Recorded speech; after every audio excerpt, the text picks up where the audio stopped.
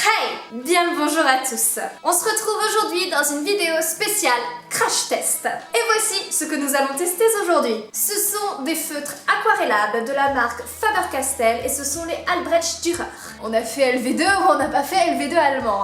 Je préfère vous prévenir maintenant, je suis loin d'être une pro en matière d'aquarelle et de peinture en général à vrai dire. Je suis bien plus à l'aise derrière mes feutres à alcool ou encore mes crayons de couleur. Mais c'est aussi ça dessiner, c'est-à-dire sortir de sa zone de confort et découvrir de nouvelles techniques. Après, je connais quelques astuces en matière d'aquarelle. C'est juste que j'ai moins l'habitude d'utiliser ce support-là que les autres. Donc forcément, c'est un domaine dans lequel je m'y connais un petit peu moins bien. Mais c'est l'occasion de découvrir tout ça aujourd'hui. Il est donc temps d'actualiser tout ça avec ces feutres. Comme vous le savez, Faber-Castell est une excellente marque de dessin d'origine allemande et j'étais curieuse de tester leurs feutres. Je connais plutôt bien les crayons de couleur aquarellables, mais je ne savais pas il y a encore quelques mois qu'il existait des feutres faisant office également de cette fonction. Alors, est-ce que ça marche vraiment et que ça fait véritablement de l'aquarelle sur papier? C'est ce que nous allons voir tout de suite. On va tester ça sur 3 types de feuilles. Des feuilles de croquis en 80 mg, des feuilles à dessin classiques en 120 et des feuilles spéciales aquarelle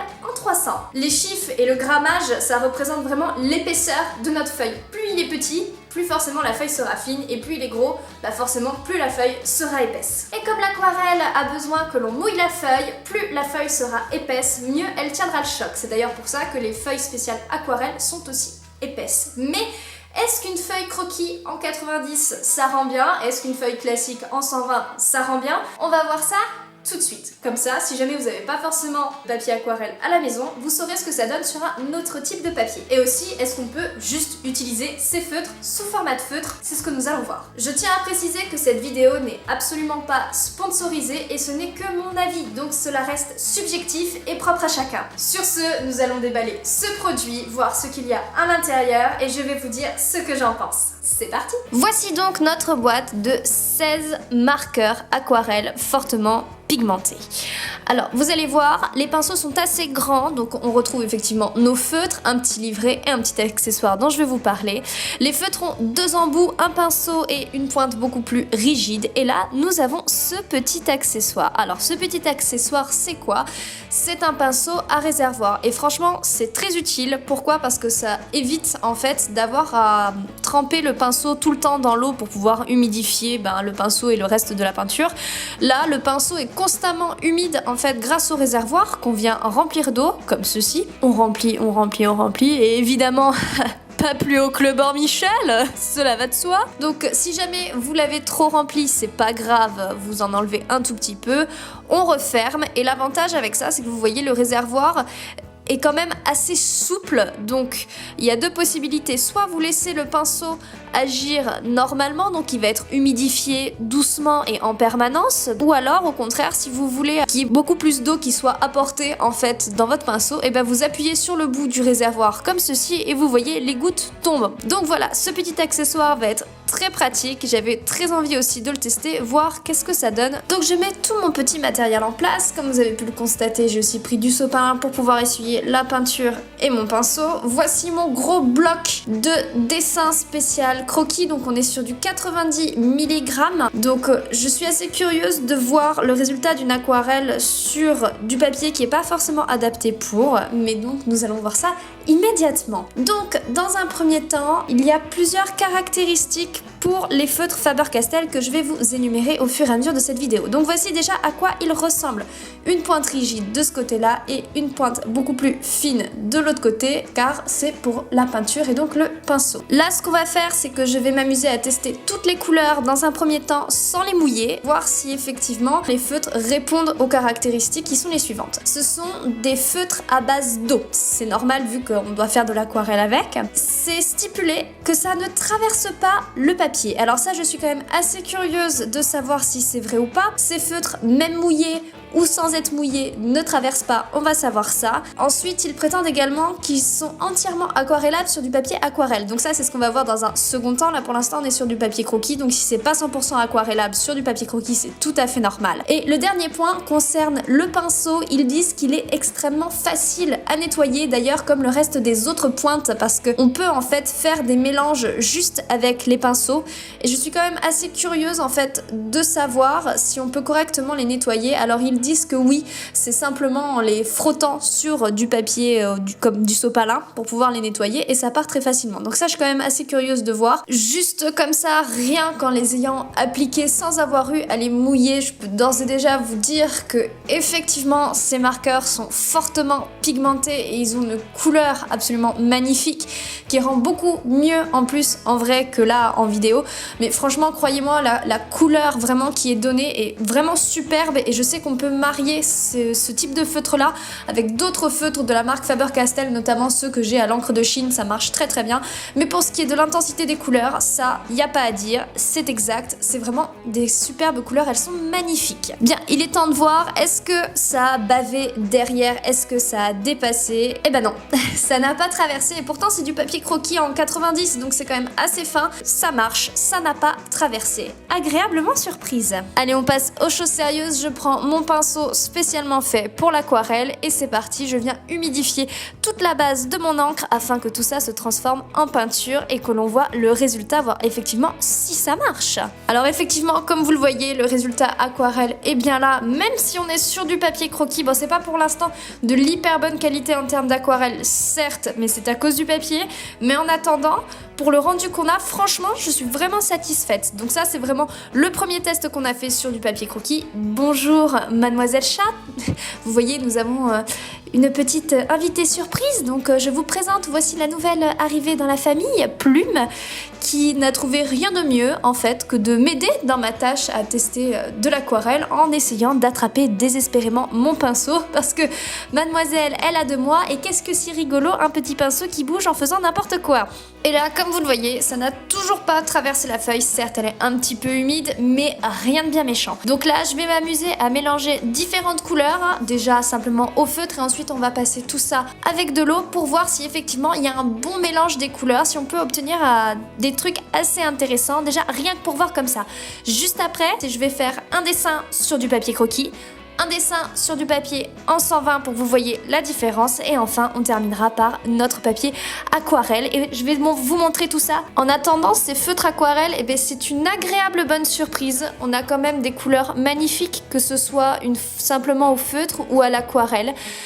Toutes les caractéristiques qu'ont annoncé Faber-Castell sur leur boîte et sur leur publicité, effectivement c'est le cas. Ça ne traverse pas le papier, c'est majoritairement aquarellable, là en plus sur du papier qui n'est pas fait pour, alors je vous raconte même pas lorsqu'on va mettre ça sur du papier aquarelle, mais vraiment très bonne surprise. Si vous n'en avez jamais fait de l'aquarelle et que vous souhaitez tester, commencer avec des feutres, bah franchement je vous recommande les Faber-Castell. Bon, cette boîte, comme le réservoir était fourni avec, était un petit peu plus cher que les autres, mais j'ai commandé sur le site de Faber-Castell et c'est arrivé très rapidement, j'ai eu absolument aucun problème de livraison. Donc vraiment je vous recommande non seulement le site Faber-Castell mais en plus ces feutres aquarelles qui à mon avis et à mon sens marchent absolument très bien. Maintenant ça reste à voir sur le reste des dessins à proprement parler, mais vous allez voir un petit peu tout ça. Leur seul défaut, pour ainsi dire, c'est leur utilisation par rapport au papier en fait. S'ils sont pas utilisés sur du papier aquarelle, bah forcément leurs qualités vont être un petit peu altérées sur du papier qui n'est pas fait pour ça. Donc là on est sur du 90 et vous allez voir le petit problème de ce papier là, ça va vite se remarquer avec l'aquarelle, notamment lorsque vous regardez la partie verte que j'ai mis en ombrage pour le mot Faber-Castell. Ce qui va se passer, c'est qu'en fait ça va avoir un effet un petit peu baveux lorsqu'il n'y a pas de limite d'une manière ou d'une autre, bah ça va légèrement voilà avoir un côté un peu baveux, donc ça va être le souci sur du 90. Et le deuxième problème que j'ai remarqué par contre c'est sur du 120, c'est que alors je pense déjà que le papier n'était pas du tout adapté, même s'il faisait 120 que c'était un petit peu plus compliqué pour lui. Déjà comme vous le constatez, il y a une très mauvaise estompe en fait de la couleur bleue pour pouvoir faire le ciel. J'ai vraiment galéré pour essayer de l'estomper un maximum possible. J'ai pas réussi à faire mieux parce que le papier n'est pas adapté tout simplement. C'est vraiment pas de la faute des feutres pour le coup, ni même de l'aquarelle. C'est vraiment le problème du papier parce que il le boit pas, il n'arrive pas à le diffuser correctement. Donc forcément le rendu aquarelle il est pas là vu qu'on n'est pas sur du bon papier. D'où l'importance de choisir son papier. Donc de 1, ça a du mal à s'estomper sur du 120 et en plus le deuxième souci c'est que à force de mouiller, en fait la feuille va commencer à s'effriter, donc on va pas encore pouvoir passer à travers, mais on va se retrouver avec des petits bouts de papier, c'est comme si la feuille pelait. Donc De tous les papiers que j'ai testés, c'est vraiment bon, la feuille aquarelle qui va être la meilleure. Ensuite vient le 90, très étonnamment, mais le 120, en tout cas cette particularité de papier là que j'avais, du papier simple pour dessin, le rendu est clairement pas forcément au rendez-vous, mais comme je vous le dis encore une fois, c'est vraiment pas la faute des feutres, c'est la faute du papier qui n'est pas conçu pour être de l'aquarelle. La prise en main, franchement, elle est très bonne. Le design au niveau du feutre, il n'y a pas à dire, c'est vraiment très bien pensé et vraiment bien fait. Voilà, après c'est juste que l'aquarelle est une technique différente de ce qu'on peut utiliser d'habitude et c'est comme tout, ça demande du temps et de l'apprentissage pour arriver à maîtriser correctement cet art, vu que c'est pas la même manière d'utilisation que le reste. Donc je pense que pour se perfectionner dans ce domaine qui est l'aquarelle, c'est de tester en fait d'autres moyens d'en faire. Donc il y a directement de la peinture, ça a un nom en plus, dans des tout petits pots qui sont faits exprès pour l'aquarelle. Il y a également des crayons de couleur qui sont faits pour l'aquarelle. Donc ça va vraiment être l'occasion d'explorer un petit peu tout ça pour pouvoir élargir ce domaine qui est donc l'aquarelle, parce que on n'a pas construit Rome en un jour et j'apprendrai pas à faire de l'aquarelle en un jour.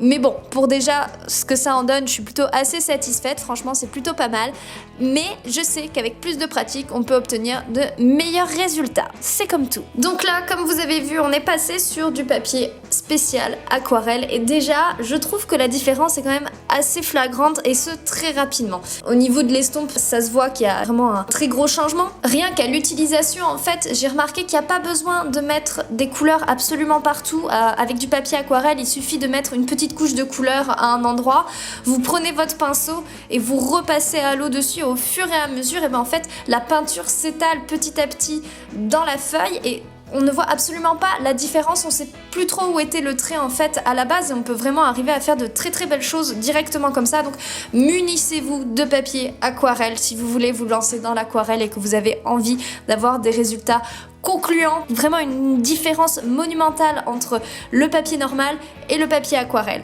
Après, l'avantage de ces feutres, c'est qu'avec le côté pinceau, c'est très pratique comme vous le voyez pour arriver à faire l'aquarelle, à mettre sur les bordures et tout ça, mais en plus, le côté avec la pointe fine, un petit peu plus rigide, une fois que ça a séché, c'est vraiment top pour arriver à refaire des contours par-dessus pour réintensifier à certains endroits. Franchement, ça, c'est chouette. Et ce que j'ai remarqué, bon, vous le verrez au fur et à mesure que le dessin va avancer, c'est notamment sur le ciel et sur l'herbe, c'est là qu'on voit le mieux que ça s'estompe vachement bien. Là, par contre, vous voyez, je suis en train de faire la fleur, j'en mets pas partout, je laisse du blanc et puis là, je prends mon pinceau et tac, tac, tac, ça se mélange. Franchement, c'est vraiment magique et là, on voit l'effet de l'aquarelle et franchement, là, je suis vraiment très, très satisfaite de ce que ça fait et je trouve vraiment que c'est très très très beau comme ça. Donc oui, les feutres aquarelle, ça marche, je vous le confirme. Un petit détail que j'ai remarqué qui peut être intéressant, alors je voulais essayer une fois le dessin terminé d'ajouter du blanc à l'aide d'un Posca et j'ai essayé sur les autres feuilles.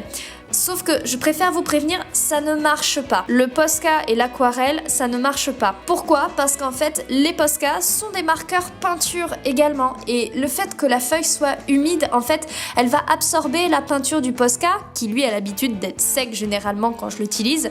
Du coup, le point blanc n'apparaît pas, ça ne marche pas. Donc voilà, si vous voulez utiliser du Posca avec de l'aquarelle, je préfère vous prévenir, ça marche pas. En tout cas, pas avec ce genre de technique. Après, vous voyez, on peut arriver à développer différentes techniques au niveau du remplissage pour l'aquarelle.